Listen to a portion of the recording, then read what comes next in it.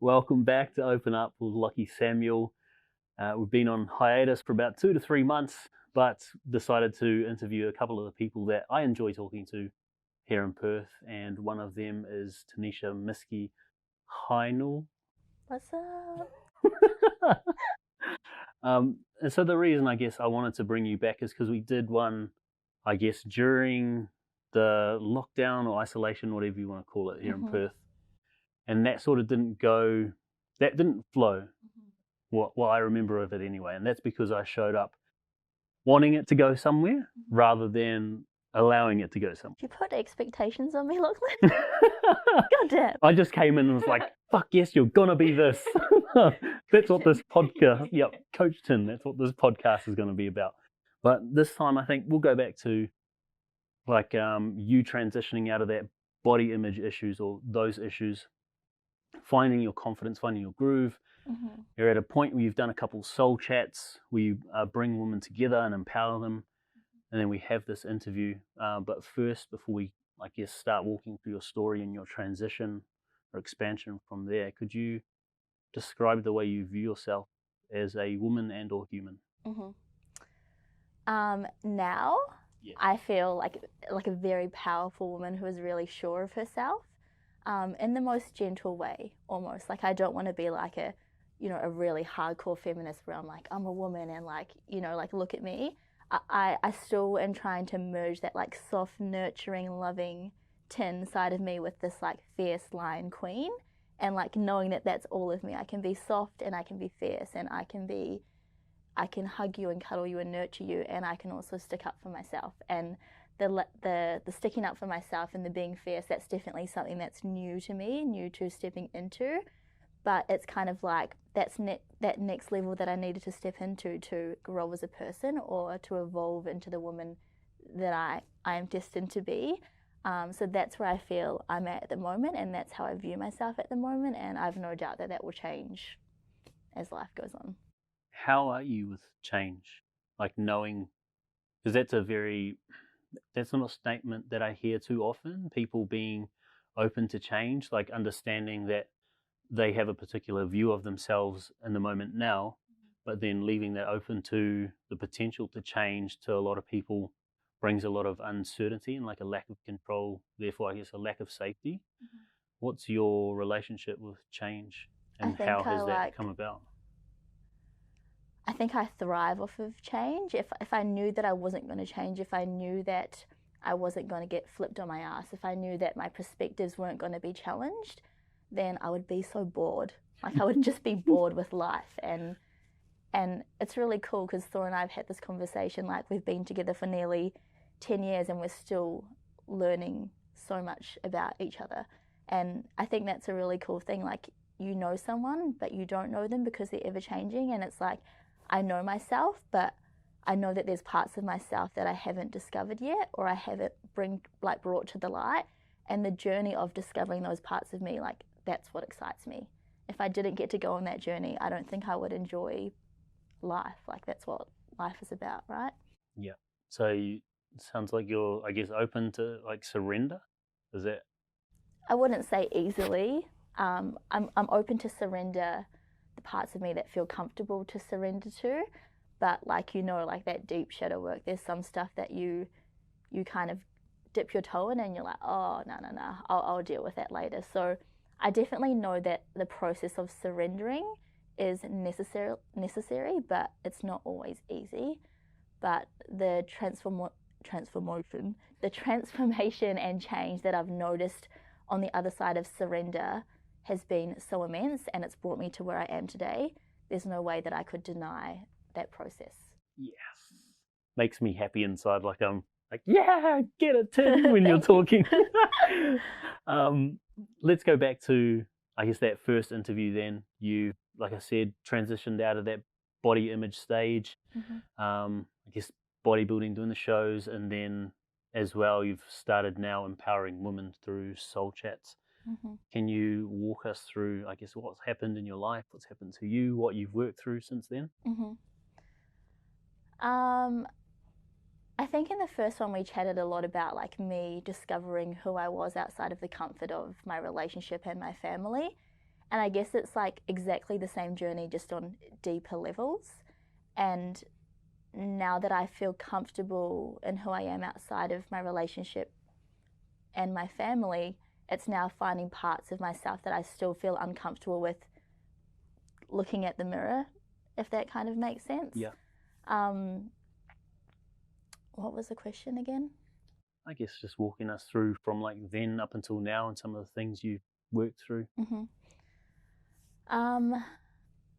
Yeah, a huge part of my journey has definitely been willing to be seen in the parts of me that feel good to me when I'm by myself and my eyes are closed, and willing to bring that out into the world through social media. Yeah. Because I guess it's so deep on my heart that I want to serve people and I want to empower people and I want them to be seen, right? So I need to discover the parts of myself that are not willing to be seen, see them for myself, learn to love them, and then get to use that as self-expression through the way that I express myself through social media. So like the huge overarching theme, I guess, has been getting out of my head and into my body. And like I found dance in isolation. I fell in love with dance, and when I think back to me as a child, like I remember I used to enter all of the talent shows. Like I can't sing for shit. Like I actually can't. I feel like I've recorded myself on my phone and been like, surely I can just hit a note. And then I'll listen back and I'm like, God damn it. Because I love singing. Do you get people assume that you can sing because you're Kiwi? Oh, yeah. Like all brown, like Māori girls can sing, Yeah. you know, and then this one, yeah, she's not the flashiest on the vocals, but I used to love to perform, and I remember like being in the newspaper for like kapahaka, so Māori performing arts, and I love to express myself in that way. And somewhere along the journey, I kind of hid that part of myself, and I almost still was able to be seen, but I was able to be seen in the ways that other people wanted to see me. So then I lost my identity, I lost who I was, because my truth was buried underneath all of these expectations and conditions. And you know, that's no one's fault, that's mine, because I allowed them to keep piling up on me, but it's subconscious and I wasn't aware of it. So again, it's like bringing that awareness to all of the things that I've been hiding so that I can strip the conditioning away consciously and then bring my truth to the surface consciously. Yes. Do you have an idea where that started in terms of you, I guess, pushing aside an aspect of yourself, that person who is outgoing, who is an entertainer, who likes to perform? I think recently, like when people would give me compliments or say, you look beautiful, or you can dance, or whatever, move your body, I was almost ashamed of that, because the other people around me, if they didn't get the same compliments or words of affirmation, I never wanted them to feel less than. So even now when people say nice things about me in front of other girls especially, I always like feel like I need to shut the conversation down quickly, because I don't want other females to feel a certain, like less about themselves, I guess. And it's weird saying it out loud because it could come across cocky, but then again, it's that like new woman that I'm stepping into, that fierce queen, and knowing that like I am beautiful and I am lovable and I am talented, and like being able to own that without being ashamed of looking like a cockhead, I guess, essentially. And then I always felt like I had to prove myself, like I am a nice person, I am nurturing, I am more than just my exterior, so that people didn't judge me. But now I'm at a point where it's like, if you know me, you know me, like I can be all of it. So I guess it's now just stepping into that being all of it and being really unapologetic about all of it, even if it makes people uncomfortable. Yeah, I remember last year doing a workshop with Preston and Lexi, and one of the biggest takeaways for me was that the Australian and the New Zealand culture is to be humble to the point where you sabotage yourself and where you can't acknowledge yourself. Do you feel like that plays any role in it? Because I know, especially back home, if you're seen to like clap yourself or acknowledge yourself, you're cocky, and it's almost frowned upon.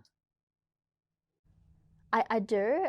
it's coming through for me because my parents, like, there's no one that I can think of that ever like tried to dim my light or ever tried to stop me from celebrating myself. I was always very encouraged.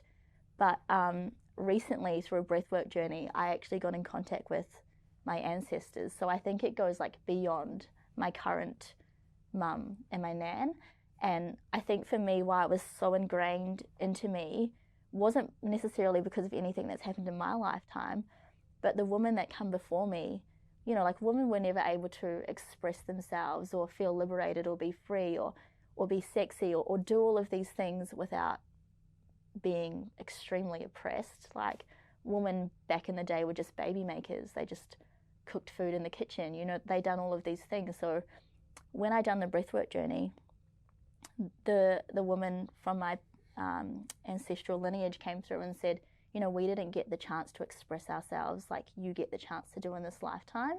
And I think that's why it's so important to me now, because if I don't break that cycle, then it's just getting passed on to my child and my kids. And if I can't be the woman that I'm meant to be, yes, for kids, not for passing on. yeah, how can I expect my kids to be that? So yeah, I remember watching, like reflecting back and watching my mum grow up, and she gave so much to us, but she sacrificed so much of her truth, and I never got to see her live out her dreams, and I never got to see her do what she truly wanted to do. And I don't want my kids to see me unfulfilled in that area. I don't want to just be a mum. Yeah. I want to be myself first as a human, and then a mum to my children. So yeah. Knowing that, I guess, your mum didn't get the opportunity to do that, or maybe she like didn't allow herself to, what's the response been like to you, I guess, like fully expressing yourself? Because it feels like you are. Because I was so silly and goofy as a kid, I guess they just know, like, that's Tin. Like, my mum said, you know, anything you would always just do in a goofy way, and you'd always pull a funny face and you'd just always be silly. So I think when they see me dancing and stuff, they're like, oh, you know, that's Tin. But I don't actually know if they know what my mission is and why it's so powerful. And that's because I haven't actually shared that with them. And I had a beautiful journey entry last night that I wrote to my mum, so I'll share that with her after this podcast. But yeah, it's almost like my fear of not being understood. But one of my coaches told me, like, what if I'm stripping my mum of the privilege of being able to understand me because I'm not communicating that to her? So definitely have a beautiful relationship with my mum, but I know that I could probably express myself to her better. But again, it's like it's easy to express yourself in places where you're comfortable. Yeah. Like, if you understand the spiritual journey and all of that kind of stuff, and then I express myself, you're like, oh yeah, I get it. Whereas if I say to my mum, like, I'm on the spiritual journey, then she'll say, oh, so you see spirits. Like, you know, that the understanding isn't quite there, and it's such a hard journey to try to explain to someone because it's embodied, like you embody it. So to give words to it sometimes is really hard. That's massive. What was you spoke about breathwork. What was that for you? Who was it run by? Lucas and Hella. Yep, so it was the O2 Awakening. Yeah. And then I went to Mitch and Yasmin's Altered States the day after. I think doing I didn't, the ticket for the O2 Awakening got gifted to me because I helped out at the previous one. So they just ended up landing on the same weekend. So I was actually like exhausted by the time I got to Mitch and Yasmin's one, because if you've done a breathwork journey before, like it's very emotionally draining and taxing. And the whole time, my hips and my chest, and I just felt like I was locked up, and that's when my ancestors came through, and it was like my body was chained to the bed and chained to the floor, and how they were treated, that's kind of felt like what my body was going through, which was that realization, like, wow, in this day and age, we really do have the freedom to express ourselves. Not as much as, like, there's always more ways that women could have freedom, but definitely like significantly more than they were in the past. So when you're talking about like expressing yourself, and then that, I guess, that relationship dynamic with your mum, and then your family, especially knowing you as that silly, outgoing Tin. How have you been perceived by the people in your field, the people that you spend time with? Has that been an easy transition from like the previous identity into this one now, where you are this like fierce as well as nurturing person? I think for me, it's just, first of all, it's not me deciding how they view me. Like in the past, I would, and even in our last interview, I would say like, oh, people view me like this, but I don't actually know that is truth because I haven't even asked them. Yeah. So it's like I'm already preconceiving the way people are viewing me without even asking them. I think the biggest challenge or the biggest difference has been the depth in conversation that I desire to have now is like quite deep, and so if I can't have those deep conversations with people, the interaction isn't really fulfilling for me. And there's parts of me, the people pleaser parts of me, that are like, oh, I'll just have banter and it'll be silly. But if I walk away from a conversation with 2 hours of banter, like, and it just doesn't fulfill my soul. So I guess it's owning those parts of me that need that deep conversation and not putting those expectations onto other people to need to give that to me. Yep. Because I can go and seek that from new friends. And that's a hard thing, making new friends, right? It takes like 6 months to even get comfortable with that new person. Like the first couple of interactions, you're just getting to know each other. Like, you know that you vibe and you know you want to be friends, but you're like, it's not as easy as like making a friend in primary school and then having them for life. Yeah. So yeah, it's definitely dropping the expectations that other people need to maybe relate with me, and knowing that I can go and find those friendships elsewhere. That's huge. And I like that approach to it, rather than these people don't fit the mold anymore. They're not what I'm looking for. I'm going to cut them out. Everyone serves a purpose. Like, you have some friends that you do just like you bond on the level of laughter and banter, and that's amazing. And then you have some other friendships where you go really deep, and then other friendships where you bond over a particular thing, so it's like, not, for me, I learned I was putting that deep expectation on all of the people that I interacted with, and that's not fair for me to put on them, because I wouldn't want anyone to put that expectation on to me. That's awesome.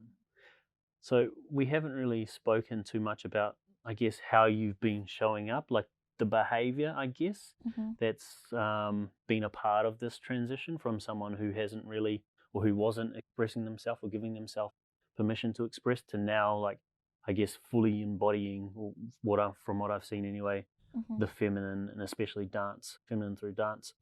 What are the changes in behavior for you in the way that you've been showing up, and where has there been resistance? Like, what have you had to fight through that process? Well, I guess I've been dancing a lot and posting that on social media, and it wasn't actually too hard for me to do the goofy, silly dance, right? Because that's part of my identity that I let everyone see. Yeah.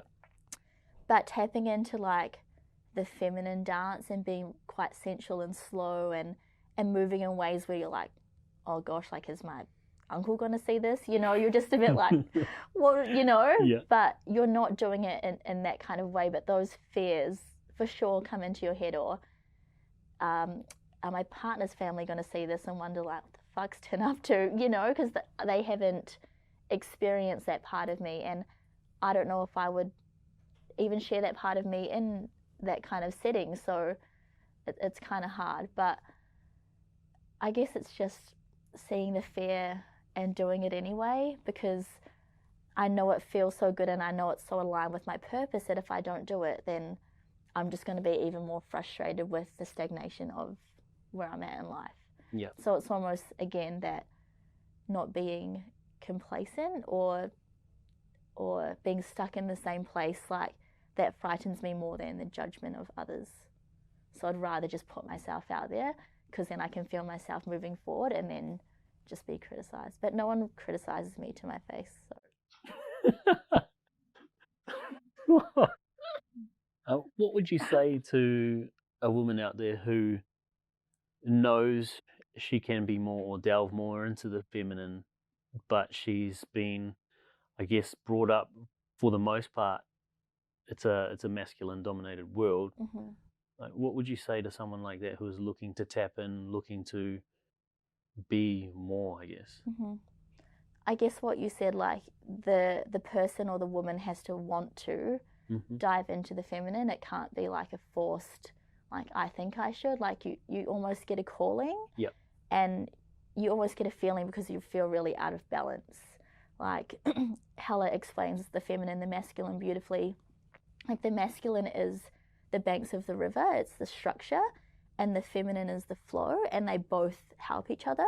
So for me, sometimes I'm too feminine and I don't have the structure, so that my feminine is going like my river's like spilling everywhere. There's no structure to it, right? Whereas someone else might have all the structure but no flow, and it's like that flow is almost that joy and that feel good. Yep. So I would say to someone to really focus on moving the energy from up here in their head and down into their body, and especially their womb space. And again, if like using dance as a way to tap into your feminine, and I think the easiest way to dance and to start that process is to be goofy and to be silly, because if you're dancing and you're being goofy and you're being silly and someone says, oh, you look like a dick, you're like, oh, I was trying to, so you kind of can defend yourself in that way. Whereas if you're trying to tap into your sensual straight away and someone says, oh, you look like a dick, you'll automatically like shut it off, because you first need to feel how empowering it feels to be actually in your body, and then you start to explore the other avenues of moving, I guess, in ways like certain emotions, you'd move your body in a certain way. Like if you were angry, you wouldn't be super slow and soft. You'd be like quite aggressive, and like your hands would be tense, and like your face Crump. Oh, exactly. Like your face would almost change. So I think dance is a beautiful way to explore your emotions through the different ways you move your body. Yeah, Yes. Getting out of your head and into your body. I love it. So if someone was looking to do that for the first time, is there anything you'd recommend? Yes, so I done a really cool thing in isolation. So if they choose a playlist, or they can make one for themselves on Spotify or whatever, and that playlist kind of embodies the kind of vibe that they're going for. So if it's playful, they'd have a super playful playlist, and you make sure that you're by yourself, so you're not scared of anyone judging you or looking at you, and you put a blindfold on. Yeah. And you'd sit on the floor with a blindfold, and you'd press play on your playlist, and you'd just sit there kind of like moving slowly and driving to the beat, and the kind of playlist and the songs would progressively get more intense, so it kind of would make you want to stand up and be playful and be jumping around. So it's almost like the blindfold shuts out all other sensory experiences, if that's the right word. I'm trying to be good enough. Trying to be so fancy. Sensory things. So it's just you and your body, and if you can just get out of your head and into your body, that blindfold really helps you to tap in, and you just go on this journey with yourself and your body through the playlist and through the music. And again, if you make the playlist, it's going to be music that you like, so you know when the drops are. Like you know when the chorus is, and you know when it's about to drop, so you can kind of feel that energy coming to the surface, and then you get to express that through the way that you move your body. Have you got one on Spotify? I don't, but I'm going to create one for my girls that are going to join my upcoming program. Good segue. Let's talk about it. What is it? So it's called Conscious Unfiltered, but when you look at it, it would be like Unconscious Unfiltered, but with the crossed out. And it's a 30-day commitment. And what it is, it's a commitment to yourself and your journey of becoming, or your journey of unfilteredness. I don't think you're ever fully unfiltered. Otherwise, I don't think you would be here. Yep. You'd be a spirit guide, or you'd be an angel, or you'd be up in the cosmos. I think if you're having this human experience, and you've got shit to deal with. Otherwise, that's not a human. If you're perfect, like, you're not human, right? Yeah. So it's a commitment to dance every day, to meditation every day, to breathwork every day. And then I've designed at-home workouts, so you get workouts to do every day. And I guess these are all things that help me to feel embodied and put me in my body. And when I commit to these rituals, I always feel really good about myself, as well as having a coach where someone's holding you accountable. Yep. Sometimes we don't put ourselves on that pedestal, so we're not willing to do things that put us outside of our comfort zones because we're not good enough yet. We don't believe that. So by having a coach there or someone to hold you accountable, you don't want to let them down. So it's a combination of all those things, and all the resources are provided, and then it's 2 one-on-one coaching sessions within those 30 days, which is a bargain. And then some coaching calls and other goodies in there. But yeah, it's just a 30-day commitment. I done a 30-day commitment a couple of months ago, and just like the structure, right, we were talking about the masculine and feminine, the structure of committing to someone allows for your feminine or your river to flow. So I'm really creating the banks for you, and you are the river, and together. That's amazing. Is that for women? Yes, yeah, for women. Yes, that's powerful. Thank you. What would you say, although probably shouldn't put an expectation on it, but what would you say the major breakthrough or outcome would be of that? Or is that open to the person, like relative to where they are? Yeah, I think so. I think that one of the huge things that I want women to get out of this is for them to actually understand how much wisdom lies within their body, right? Because we seek outside for all of these answers and all of these truths, whereas if we just tap into our own bodies, all of our wisdom is there, and downloads come and guidance comes, and I can't give that to you. You have to give that to yourself, but these practices are going to allow you to be able to give that to yourself. It's beautiful. Thank you. I'm excited. Thanks, Do you Lockie. have a link for me to put with this? Just email me. Is that a link enough? Yeah, what's your email? hello@tineshamisky.com.au. Yeah. I think. All right. Put I'll it in make the sure show I'll notes. I'll put the right one in. So this is my like structure, not environment right. at the moment. Is there anything else I guess you want to let people know about, or anything you've got coming up? I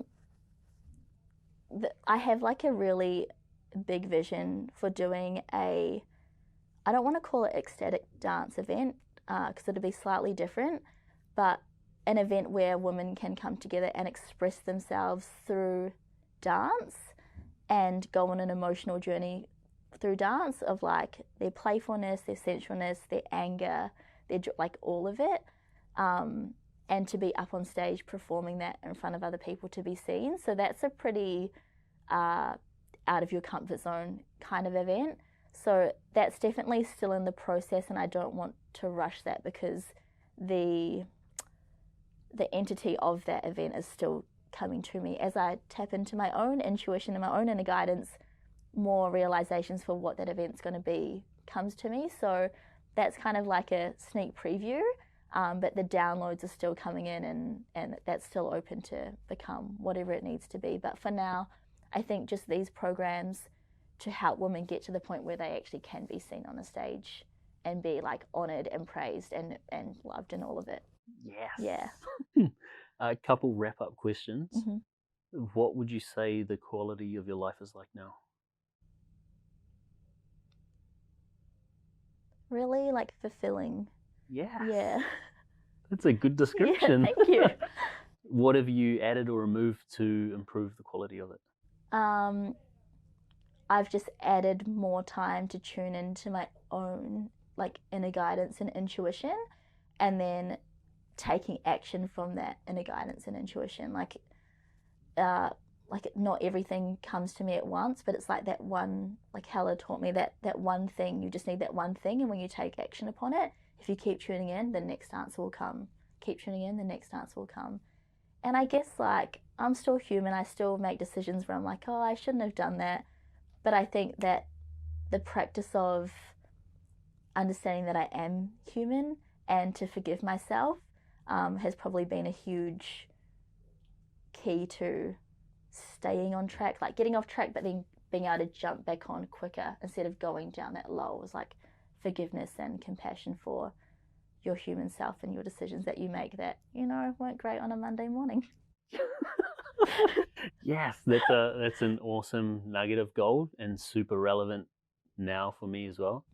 Because last week, I think I spent the whole week just being a major douchebag because of inner child wounds. And if I was someone who was still in the process or still had a habit or pattern of shaming himself for like wrongdoings, I think I'd probably still be in a lull. So like, yeah, forgiving yourself and understanding that it's part of the experience and that as long as you keep making progress and take strides, that it's okay. Yeah, 100%. Last question, and that is, if you had the chance to put a message on a billboard somewhere where you know thousands of people would see it every day, what would that message be? Can't be unfiltered.